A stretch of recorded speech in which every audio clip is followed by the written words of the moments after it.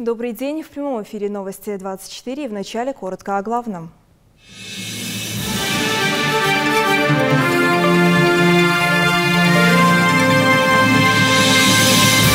Строительство здания для 11-й школы Назрани близится к завершению. Когда дети смогут сесть за новые парты, узнаете из нашего выпуска.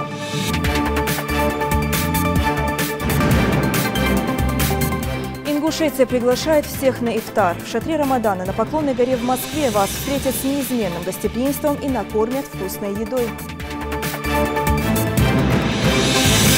Не сори там, откуда пьешь. Загрязненность рек в республике переходит в стадию экологической проблемы. За улучшение санитарного состояния водных объектов взялась новая рабочая группа.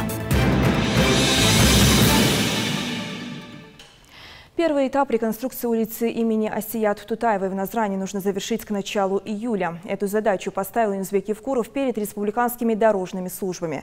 Строительство и реконструкция автомобильных дорог в республике Инузбек Евкуров обсудил на совещании в Магасе.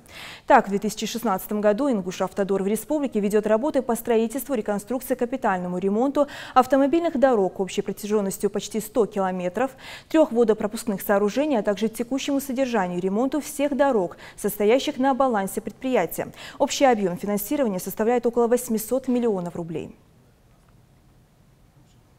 Это реконструкция автомобильной дороги Назрань-Малгобек, Нижний Курб-Терек, 9-22 километр. Общая протяженность дороги 13 километров. Реконструкция автомобильной дороги трасса Кавказ-Невский Алкун-Таргимчими. Это 33 километр. Это у нас мост, протяженность 40 погонных метров. И дорога к нему подходящая, 550 метров. Реконструкция автодороги подъезд селения Аршты. Это дороги Невский-Чемульга. Это вторая очередь. Общая протяженность дороги 4,6 километра. Сроки строительства 16 год. Лимит на 16 год 41,8 миллиона рублей. Подрядная организация ООО «Рустрой». Объект завершен. Реконструкция автомобильной дороги трасса Кавказ-Нестеровская Алкун-Таргимчими. 30-33 километр. Общая протяженность дороги 3 километра. По итогам совещания глава республики отметил необходимость постоянного мониторинга цен и контроля качества выполняемых работ.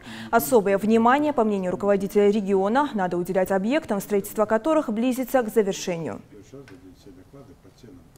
Да, улица. Там 4 километра? Да, там 3,2. Когда мы завершаем работу? Мы завершим работу по укладке первого слоя. Асфальт мы начнем в субботу ложить. За 3 дня, сейчас пока погода есть, мы там уже где-то полкилометра укатали и бордюр поставили. Начинаем в 3 утра, завершаем... Вы завершите эту работу до конца июня. Июня? Да. До конца июня у вас физически не получится. Я вам сказал, что... Мы решили до 2 июня завершить там бордюр и слой асфальта. Слой асфальта, я сказал. Один слой. Это завершить. Да. Это я про это говорю. Да. Один слой желтая разметка, как я говорил, чтобы марка Аштынага удобно было. Это все сделано. Да. А остальное завершить до 15 июля где-то. Власти страны выделяют 2 миллиарда на строительство школ на Кавказе. Соответствующее распоряжение опубликовано сегодня на сайте Кабмина. Средства предоставляются в рамках госпрограммы развития Северокавказского округа до 2025 года. Впрочем, в Ингушетии только в этом году ведут в строй реконструированных и новых 21 школу. В их числе и Назрановская, 11-я. Строительство здания уже завершено, ведутся отделочные работы. Какие условия там будут созданы для образовательного процесса, расскажет Марина Халухаева. Несколько десятков рабочих на этой стройплощадке трудятся в ускоренном режиме, чтобы успеть закончить до начала учебного года. Скоро этот пока еще строящийся объект преобразится в удобную, оборудованную по последнему слову техники школу, рассчитанную на более 300 ученических мест. Работа идет по графику. У нас начало строительства было декабрь 2015 год, а по контракту у нас декабрь 2016 год окончание работы. Мы стараемся к сентябрю, чтобы дети в школу пошли. В здании планируется создать все условия для организации полноценного учебного процесса. Большой актовый зал, просторные кабинеты для занятий, светлые коридоры, спортзал, лифт и даже музей. Майя Мальсагова трудится, не покладая рук, над последними штрихами своей работы. Вот этот полный 3-й этаж находится у меня вот с девочками с моими. Материал есть, обед у нас нормальный, авансы платят. Мы не жалуемся, но обещали, как закончим работу, что будут полностью оплачивать там зарплаты. Но больше всех завершения стройки ждут ученики и педагоги 11-й школы. Ведь новое здание строится для них. Прежнее порядком обветшало и давно дожидается сноса, а условия для работы в нем стали практически невозможными из-за отсутствия необходимых коммуникаций. Кроме того, одно здание совмещает и школу, и детский сад, а сейчас еще и летний лагерь. Руководство учебного заведения не скрывает, что этот переезд для них станет настоящим спасением. Мы работали вот в этом приспособленном помещении.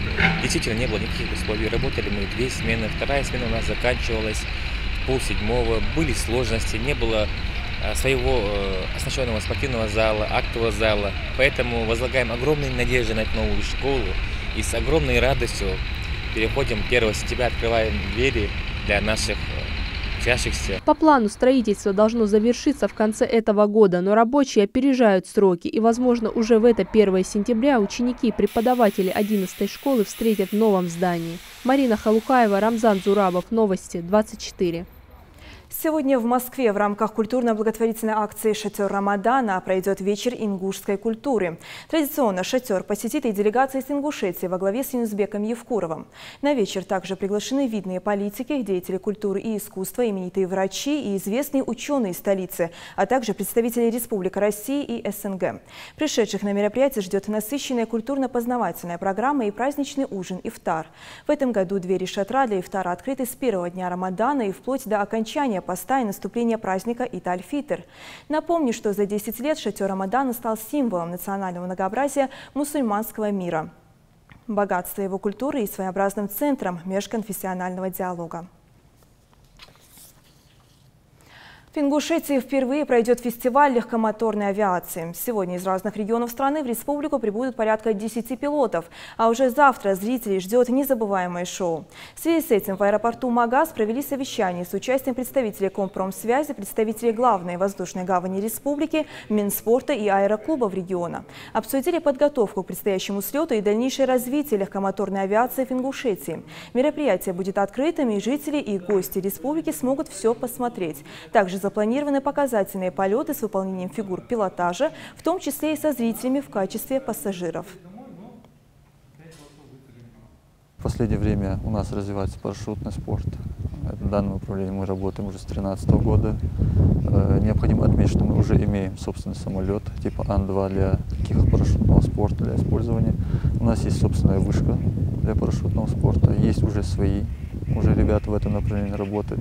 Но в целом развитие легкомоторной авиации – это завлечение, это, опять же, делаю акцент на инвестиции. То есть у нас есть хорошие ландшафты, горы, которые с легкостью можно облететь именно на данных воздушных суднах. То есть это очень легко и практично, потому что для данных типов судна это взлетная и посадочная полоса, это около 500 метров. Это несложно, поэтому они взлетать и садиться могут как на асфальтном бетонном площадке, так же и на площадке такого типа газон. Мониторинг загрязнения водных объектов отныне будет на контроле рабочей группы Минэкологии. Создана она по поручению Юнусбека Евкурова, так как, несмотря на призывы не загрязнять воду и штрафы, пока они не дают результатов. О первой санитарной инспекции комиссии в Сурхахи расскажет Тамерлан Хамхоев. Разбросанные бутылки, бытовой мусор, поваленные деревья и забитое русло когда-то живописной реки Сурхахинки. По словам Руслана Нальгиева, который переехал на эту улицу совсем недавно, авторы этой неприятной картины не кто-нибудь издалека, а сами жители близлежащих домов. Конечно, этот мусор не с потолка. Это все жители, которые близлежащие этого оврага. Есть такой мусор, который можно сжечь в крайнем случае. Но, тем не менее, есть такие люди, которые, наверное, у них лень, чтобы отвезти этот мусор и как бы проще выкинуть этот пакет во враг. Отходы, которые жители большими кучами сваливают в реку в одном месте, из-за поднятия уровня воды после проливных дождей разносят по всей длине реки. По распоряжению главы республики Комитет по экологии и природным ресурсам создал рабочую группу, которая будет заниматься решением этой проблемы. Сотрудники Комитета по экологии вместе с депутатами райсовета и главами администрации обследуют русла рек и водоемов. Это работа не одного дня, не одного месяца даже. Мы намерены не просто выявлять там как-то поверхностно эти нарушения, а в процессе обследования, чтобы на месте эти нарушения устранялись, и каждый по своей компетенции принимал меры, в том числе по отношению и к жителям, и к администрациям, которые не осуществляют свои полномочия. В Комитете экологии считают, возникновение таких свалок – результат недостаточно эффективной работы администрации и депутатов райсовета. Выбрасывают, конечно, жители, но упущение, в первую очередь, это глав местных администраций, которые не осуществляют на постоянной основе работы, в том числе и воспитательскую работу, не объясняют людям, что, как и что в этой сфере.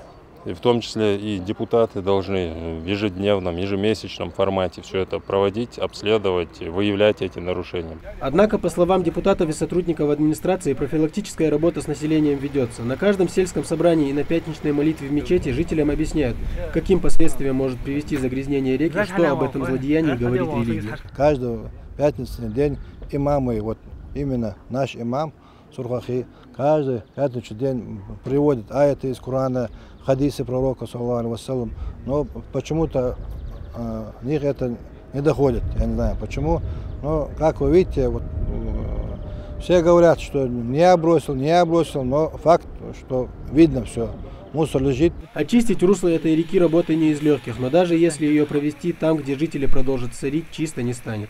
Тамерлан Хамхоев, Рахман Цуров, Новости 24. Это были все новости к этому часу. Удачного вам дня. Увидимся в 16:00.